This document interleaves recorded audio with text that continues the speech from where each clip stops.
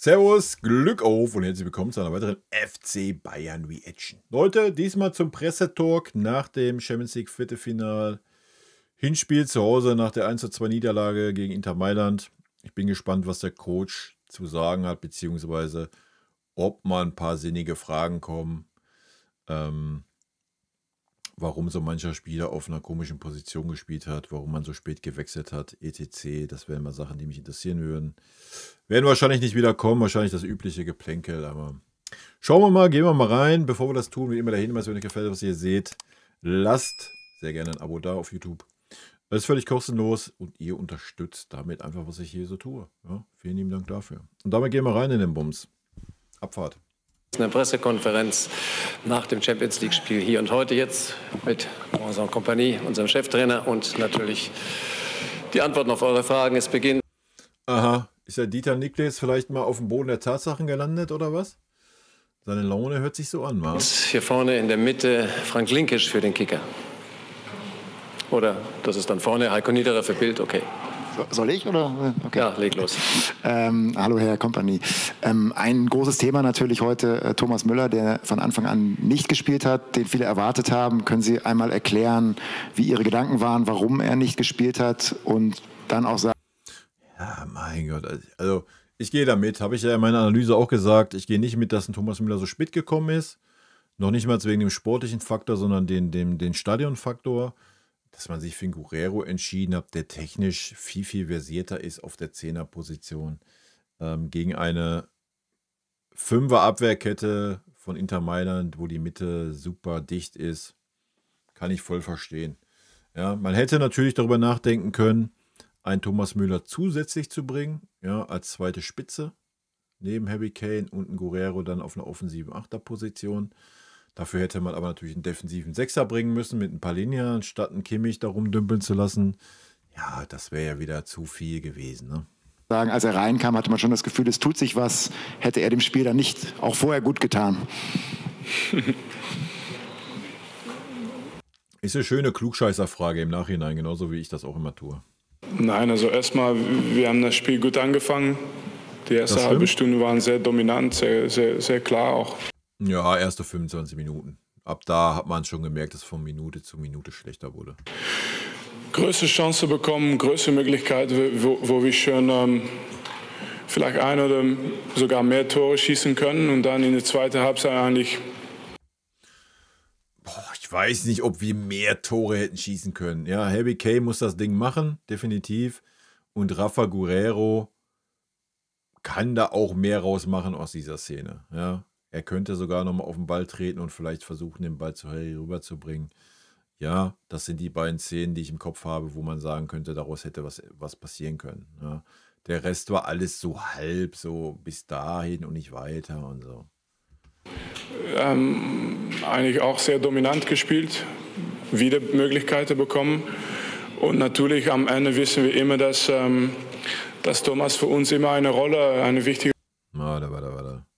Möglichkeiten bekommen, sogar mehr Tore schießen können und dann in der zweiten Halbzeit eigentlich auch sehr dominant gespielt. Nee, sorry, gehe ich nicht mit. Die erste Viertelstunde in der zweiten Halbzeit gehört aber mal ganz klar Inter Mailand, Alter. Ja, da haben wir gar nichts auf der Kette gekriegt. Ja, da habe ich ja schon die schlimmsten Befürchtungen gehabt. Ja, hat Inter Mailand uns gut eingelullt. Das Spiel, da war so vor sich hingeplänkelt, genau das, was Inter Mailand wollte. Nee, da waren wir gar nicht präsent, da waren wir gar nicht da waren wir nicht anwesend. Ja, dann auf einmal so wurde der Schalter umgelegt. Ja, dann haben wir gute 25 Minuten gehabt, da gehe ich mit. Aber zu sagen, die zweite Halbzeit komplett, nein. Wieder Möglichkeiten bekommen. Und natürlich am Ende wissen wir immer, dass Thomas für uns immer eine wichtige Rolle spielt. Und in diesem Moment kommt er rein und schießt dieses Tor. Aber von unserer Seite ist es nur normale Vorbereitung für Topspiel und er hat das gemacht, ich habe das gemacht und wir haben uns nur vorbereitet auf dieses Spiel und jede Entscheidung, die getroffen wurde, war rein fußballerisch und hat natürlich Ja, das verstehe ich auch. Aber warum sagt das denn nicht einfach mal klar fußballerisch? Man kann doch klar argumentieren, dass ein Guerrero in der Mitte gegen eine defensiv so dicht gestaffelte Mannschaft technisch einfach viel, viel versierter ist und mehr Sinn macht wie ein Thomas Müller, oder? Kann man das nicht verargumentieren? Wo ist denn jetzt das Problem, Alter? Natürlich mit dieses Tor ein gutes Moment für uns gebracht. Und gut, es ist Halbzeit, es steht 2-1 für Inter und wir müssen in Mailand jetzt gewinnen. Entschuldigung? Er hat schon 2 Tore geschossen aus dieser Position, letztes Spiel auch. Die haben im Mittelfeld. Guerrero hat auch ein gutes Spiel gemacht, finde ich. Lauferisch starke Spieler, die immer nach vorne laufen, die im Ballbesitz auch sehr, sehr gut sind. Und Musiala fehlt. Also wir hatten eine Möglichkeit mit Rafa auch verteidigend als extra Balance zu bringen im Mittelfeld. Und ein Spiel ist 90 Minuten. Und wir brauchen jede Spieler, gerade jetzt. Und das werden wir gegen Dortmund wieder brauchen, damit wir unsere Ziele erreichen. Und ich glaube, dass Rafa das gut gemacht hat. Thomas hat das gut gemacht. Wir haben nicht viele Leistungen, die eigentlich nicht gereicht haben, nur die Ergebnis. Und das ist natürlich entscheidend. Das sehe ich anders. Ja, das sehe ich sehr, sehr anders. Also wir haben viele, viele Spieler gehabt, wo die Leistung nicht gereicht hat. Angefangen bei unserem ach so großen Josua Kimmich als Kapitän. Also das ist eine Leistung gewesen heute, die in der Champions League Viertelfinale nicht würdig war. Das kann ich nicht anders nennen. Leon Goretzka dasselbe bis auf 25 Minuten in der zweiten Halbzeit. Aber wenigstens hat er mal 25 gute Minuten gehabt. Harry Kane war heute nicht on point. Das war eine schwache Harry Kane-Leistung. Leroy Sané war Note 5, das war gar nichts. Auch ein Stunny war mittelmäßig. Ein Min-Jae Kim war heute nicht in Topform. Also weiß ich nicht. Ja, ich meine, ist okay, wenn er sich schützend vor seine Mannschaft stellt und das so äußert, alles gut. Ich gehe da persönlich nicht mit der Aussage. Danke, Vinny. Dann jetzt Frank Linkisch für den Kicker, bitte. Ja, hallo Herr Kompany. Können Sie bitte erklären, warum Min-Jae Kim vom Platz musste? War er angeschlagen? Weil er kurz vor einer gelb-roten Karte stand, Alter. Ja, über was reden wir? Ist doch klar, dass man Min-Jae dann rausnimmt. Und warum Sie dann nicht zum Beispiel Leon zurückgezogen haben, damit Sie nur auf einer Position umstellen mussten in der Viererkette, weil dadurch, dass Sascha Boey ja reinkam, musste dann Konrad nach links, Josip in die Mitte. Warte kurz, ich verstehe es, aber ich will jetzt nicht über die Verletzte reden, aber wenn wir 5 oder 6 oder 7 Verletzte haben, kann es schon mal sein, dass ein Wechsel nicht ganz typisch aussieht. Wir haben die Jungs zur Verfügung, die wir haben. Wir mussten die alle nützen und in diesem Moment war das eine gute Lösung für uns und zum Glück haben wir diese Lösung auch noch. Min-Jae hatte gelb und hätte Min-Jae noch ein Foul gemacht, wie das Foul, was er davor gemacht hatte, wäre mit gelb-rot runtergegangen. Ja, das war völlig richtig, ihn rauszunehmen, damit der im Rückspiel da ist.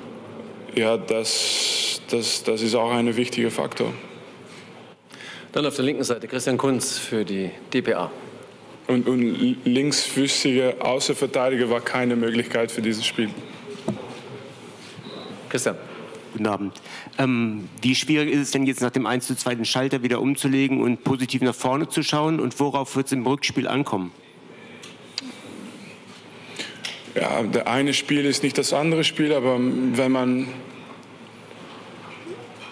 nur heute anschaut, wie viele Möglichkeiten wir hatten gegen ein defensiv starke Inter Mailand, dann musst du das mitnehmen ins nächste Spiel normalerweise, wenn wir diese Möglichkeiten bekommen, schießen wir 2 oder 3 Tore. Und die sind natürlich auch offensiv sehr stark. Das heißt, es gibt immer eine gewisse Gefahr. Aber es ist noch nie so passiert, dass am Halbzeit einer sagt, okay, wir fahren jetzt wieder nach Hause. Es ist 2-1. Wir müssen immer gewinnen. Also grundsätzlich ändert die Aufgabe nicht so viel. Ich verstehe den Take, ja, aber Bayern musst du immer gewinnen. Hättest du das Spiel 13-0 gewonnen, dann fährst du nicht mit der Einstellung nach Mailand, nein, du musst das Spiel hier gewinnen. Also. Nee, sorry, den Take nehme ich nicht. Ich habe dazu viel gesagt in meiner Spielanalyse. Schaut euch das gerne an, wie ich die Aussicht sehe auf Inter. Aber da können wir auch gerne am kommenden Montag im Stream dann nochmal ein bisschen drüber quatschen. Dann haben wir auch das Dortmund-Spiel hinter uns und wissen vielleicht nochmal ein bisschen besser, wie das Personal ausschaut. Aber das wird eine Mammutaufgabe. Ja, und ich weiß nicht, ob unsere Mannschaft da aktuell die Körner für hat. Sage ich euch, wie es ist. Also, das Spiel hat heute nicht so ausgesehen, als hätten wir heute nur ansatzweise die Möglichkeit gehabt, wirklich 90 Minuten voll durchzugehen. Ja, ich denke mal, das hat das Spiel gezeigt, dass wir die Möglichkeit aktuell nicht haben. Dann hier auf der rechten Seite Archie Rintat für ESPN. Hi Vincent. Just wanted to ask about the energy that you felt go through the stadium after Thomas Müller came on and then when he scored. Was it a bit of a double-edged sword for the team in terms of the power it gave the team in that there was almost, it wanted to take the risk to go on and then win the game? Ja, ist vielleicht auch ein Faktor. Ja, habe ich mir auch schon überlegt. Vielleicht wollte man dann zu viel. Ja, vielleicht wollte man dann unbedingt den Sieg mitnehmen. Dass jetzt so viel geändert hätte, steht auf dem anderen Blatt. Aber ja, vielleicht hätte man da, weiß ich nicht, ein bisschen ruhiger agieren können. Das wäre dann aber auch in der Verantwortung von dem einen oder anderen zentralen Mittelfeldspieler gewesen. No, obviously we put on a player that we believed was going to help us come back in the game, maybe win the game. But I don't see any other thing than something totally normal when you have a legend that's done so many years and has so much success. It's part of the journey. It's part of what we are hopefully going to see every weekend at the Allianz Arena. So no, for me, really making sure that we try and put the right players on at the right time, and it felt like exactly what we needed happen. It was a fantastic moment for Thomas, of course. I think that's also part of it. But at the end, it was just for us disappointing. We conceded the goal at the end. Dann hier rechts in der Mitte, bitte, ja. Herr Kompany, Ihre Mannschaft hat eine Mischung aus extremem Mannbezug im Pressing gespielt, aber teilweise dann auch sich wieder normal fallen lassen. Können Sie mal kurz erklären, was Ihre Idee gegen den Ball war und warum sich das vor allem in der ersten Hälfte so extrem verändert hat? Mannpressing über den ganzen Platz und dann so ab Minute 20, 25 war es dann eine andere Anordnung. Danke. Ja, also ganz kurzer Winkel ist ein bisschen leichter ist zu erklären, aber sehr gute Frage.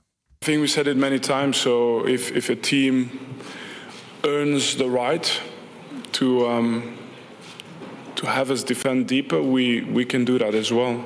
So I think in the moments where we had to defend deep, we did it quite well. We didn't concede any chances. But of course, if they have success with the possession, at some point you have to be organized. You have to kind of work again towards your moment. That's what happened. So they're a good team. They're able to do that, and like I said, the first half an hour, the second half, we felt that we can score more goals, and the result is what it is. But it's still an opportunity for us to go and win in Milan. Naja, da nicht wirklich beantwortet die Frage. Aber wie auch? Ja? Was hätte er sagen sollen? Es war keine Umstellung, es war kein, was weiß ich, komm, wir machen jetzt mal, stehen jetzt ein bisschen tiefer. Nee, Inter Mailand hat sich einfach darauf eingestellt. Die haben 20 Minuten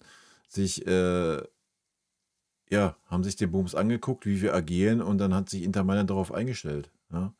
Und wir waren jedes Mal immer von Minute zu Minute den Schritt später da. Wir haben einfach nicht die Power gehabt, das durchzuziehen. Ja? Das war das große Problem. Nichts anderes. Ja. Nichts anderes.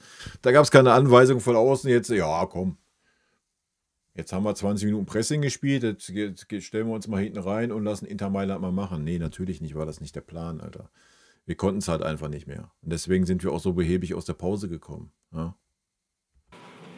Okay, machen wir noch 2 Fragen, bitte. Hier vorne bitte, ja. Hi, Nick Ames from The Guardian in London. The winning goal from Inter obviously came partly from, I think it was your free kick, and you pulled forward, you had that momentum in search of a winner. Was there an argument that it's one of those situations where if you can't win it, don't lose it? Were the players a bit headstrong, or is that unfair? Alter, ich habe die Hälfte maximal verstanden. Was ein Akzent, Alter. No, I mean, there's a slight moment of loss of concentration in the marking. They use it really well, and then every pass afterwards is really well executed, which gives them the goal. But I mean, I can only speak from experience. We have lost 2-1, and there's nothing I can do to change that now. But it wouldn't be the right thing to feel right now that this 2-1 was a reflection of us not being able to win this game. It's not what happened today. And but the result is for Inter at halftime. Well done to them. And next week we still have full belief we can win there. Okay, last one, second row, yes, please.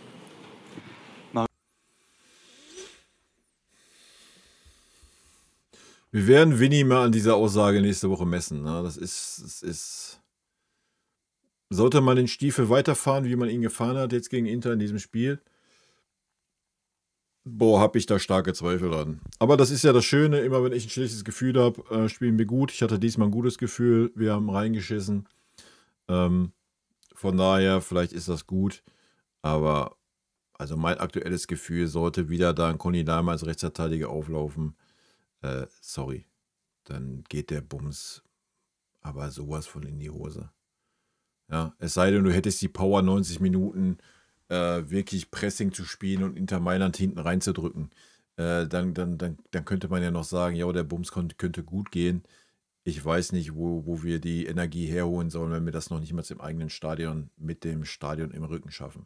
Ja. Das sehe ich nicht, wie wir das in einem Rückspiel in Mailand schaffen sollen. Ja. Marius Epp von Absolut Fußball, hallo. Das zweite Gegentor ist durch einen Konter gefallen. Leon Goretzka hat sich dann Sascha Boey geschnappt und hat ihm eine relativ laute Ansage gemacht. Wie hätten Sie diese Szene verteidigt? Er ist dann nach innen gegangen und hat dann außen die Seite freigelassen. Wenn Sie auf dem Platz gestanden hätten, was hätten Sie gemacht? Ja, also erstmal, Leon kam auch nicht hinterher. Ja, muss man auch mal sagen. Leon hat es auch nicht gut verteidigt. Dann war halt einfach keine Abstimmung zwischen Stani und Boe da. Das jetzt nur um Boe anzukleben, fühle ich nicht. Ich habe es gesagt, den Boe da hinzustellen, war Schwachsinn in meinen Augen. Inter hat alles über diese Seite gespielt. Ja. So. Von Minute 1 an bis zur letzten Minute. Das wusste man. Also hat man dieses Risiko freiwillig genommen, ja, dass da ein Spieler kommt, wo keine Abstimmung da ist, der nicht integriert ist, der seit Wochen, Monaten nicht gespielt hat. Das war einfach fahrlässig und dumm. Ja, aber nochmal, junger Trainer, muss er vielleicht auch mal erstmal raus lernen. Ich verstehe, dass man einen Stani weggenommen hat und einen Minje, dass man Stani dahingestellt hat. Völlig fein für mich. Es war für mich auch okay, einen Conny Laimer auf die linke Seite zu stellen, weil da macht er weniger kaputt, ja, weil Inter nicht über die Seite kam. Du hättest halt einfach einen Kimmich dahinstellen können. Kimmich hat keinerlei Einfluss durch die Mitte gehabt auf dieses Spiel heute. Ja. Hättest einen Kimmich auf die Rechtsverteidigerpose gestellt. Ob es dann das Tor verhindert hätte der Fahrradkette, wer weiß das schon. Ja. Aber es wäre mit Sicherheit ein bisschen sicherer gewesen, der ganze Bums. Aber im Nachgang können wir immer alle klug scheißen. Ne? Ja, ich stehe nicht auf dem Platz und ich muss nochmal das Spiel ganz genau anschauen und einen Moment, und das ist Fußball auf Top-Niveau. Und ja, richtig. Es ist gefährlicher, wenn du keine Momente bekommst, und wir haben sehr viele Momente gehabt und da holen wir trotzdem noch viel Vertrauen aus. Und diese Phase, ja, das macht Inter Mailand auch sehr gut. Und ja, nächste Woche dürfen wir nicht viele Fehler machen, aber wenn es geht um ein Spiel gewinnen, das Gefühl ist da, dass wir in Mailand gewinnen können. Wenn das Gefühl wirklich da ist, ziehe ich alle Hüte, die ich besitze. Bei mir ist das Gefühl definitiv nicht da. Ich habe es verargumentiert, gerade vor ein paar Minuten. Ich werde es nicht nochmal wiederholen. Ja, aber das ist ja das Schöne, im Fußball ist immer alles möglich, ne? Okay, vielen Dank zusammen. Nächsten Samstag hier gegen Borussia Dortmund. Guten Nachhauseweg. Danke, danke Winnie. Danke. Oh, der Dieter ist angefressen. Ja, verständlich. Ja, man ist auf dem Boden der Tatsachen gelandet, denke ich. Finale der Home ist gerade sehr, sehr, sehr, sehr weit weg. So ehrlich muss man sein. Aber wie ich es gerade schon sagte eingangs, Leute, lasst den Kopf nicht hängen. Im Fußball ist nichts unmöglich. Und sollten wir einen guten Tag haben, sollte Harry Kane einen guten Tag haben, sollte die Mannschaft einen guten Tag haben, haben wir das Momentum auf unserer Seite, schießen wir das erste Tor in Mailand, ja, dann ist natürlich alles möglich, wenn es über eine Verlängerung und Elfmeterschießen geht. Möglich ist immer alles, ja. Aber genauso gut kann es andersrum laufen. Kriegst du das erste Tor, dann glaube ich nicht, dass wir das Spiel drehen können, weil Inter Mailand ist nicht, weiß ich nicht, St. Pauli. Ja, das ist schon ein anderes Level. Das muss man mal ganz klar so sagen und muss man dann auch mal anerkennen. Ne? Gut, Leute, rot-weiße Grüße gehen raus, haut rein, bis dann. Tschüssi. Vielen lieben Dank für euren Support hier auf dem Kanal und in diesem Sinne, gute Freunde kann niemand trennen.